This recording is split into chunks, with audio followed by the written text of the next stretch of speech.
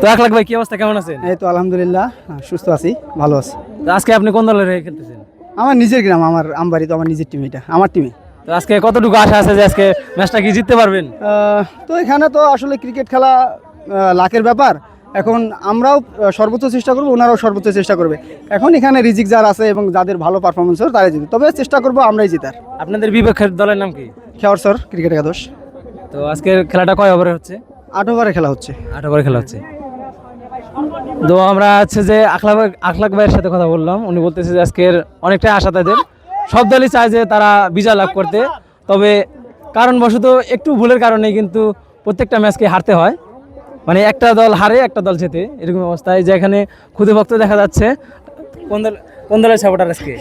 আমি আজকে কোনো দলের সাপোর্টার না। তাহলে এখানে আসছো কেন? এখানে আসছি খেলা দেখতে। মানে সবাই আসছে, তুমি আসছো নাকি, এরকম অবস্থা? রাগ করলা? না।